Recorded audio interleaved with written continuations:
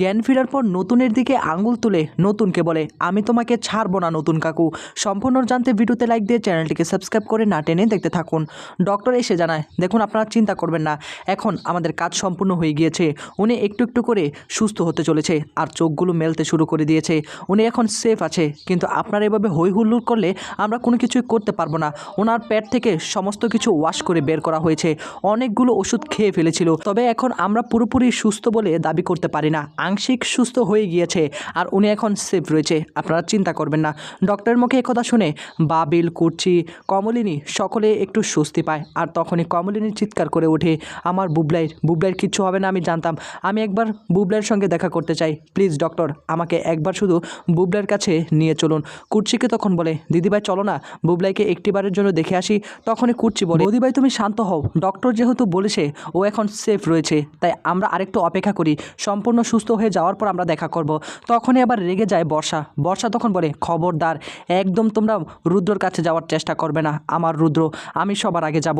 তোমরা কোনোভাবেই রুদ্রর মুখ দেখতে পারবে না, তোমাদের জন্য আজকে রুদ্রর এই অবস্থা।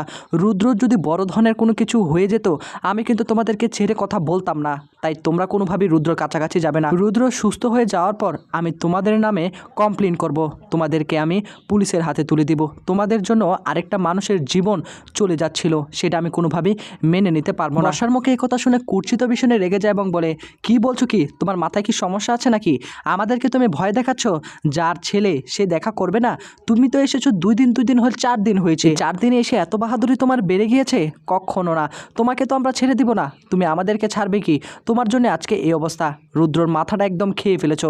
আমাদের বুবলাই এমন ছিল না, শুধুমাত্র তোমার জন্য, তোমাকে বিয়ে করে আনার পর থেকে পরিবারে একটা অশান্তি লেগেই রয়েছে, তাই আমি এই কথাটা আজকে বলতে বাধ্য হলাম। এদিকে তখনই আবার বর্ষার বাবা বলে ওঠে, শুনুন, আমার মেয়েকে কোনোভাবে অপমান করে আপনারা কথা বলতে পারবেন না, যা বলার আপনাদের ওই ভদ্রমহিলাকে বলুন। ভদ্রমহিলার জন্য আমার জামাইয়ের আজকে এই অবস্থা। ভদ্র বলছি আমি কাকে? উনি তো হলো ব্যভিচারী যদি না হতো, এত বড় বড় 3টা ছেলে মেরেছে, তারপর কি করে আবার বিয়েটা করতে পারলো?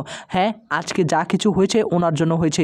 যদি আমার জামাইয়ের বড় ধরনের কোনো ক্ষতি হয়ে যেত, আমি কিন্তু আপনাদের ছেড়ে কথা বলতাম না, আপনাদেরকে একদম জেলের ভেতরে দিতাম। তখনই আবার নতুন রেগে যায়।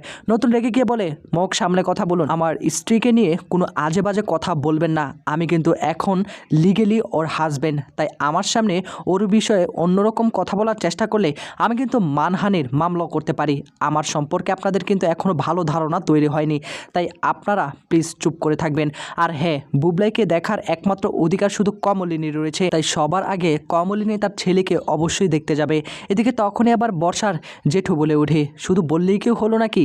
যার জন্য এত কিছু হয়েছে তাকে কি করে দেখতে দেওয়া যাবে? হ্যাঁ, আরে আপনাদেরকে মেনে নিতে না পেরে তো এরকম একটা সিচুয়েশন তৈরি করেছে। এখন আপনারা যদি তাকে দেখতে যান, সে যদি আপনাদেরকে দেখে আবার যদি উল্টাপাল্টা কোনো কিছু করে ফেলে, তখনই আবার মিঠি বলে ওঠে, আমি একটা জিনিস বুঝতে পারছি না, আমি ছোট মুখে বড় কথা বলে ফেলছি, এছাড়া আমার কিচ্ছু করার ছিল না।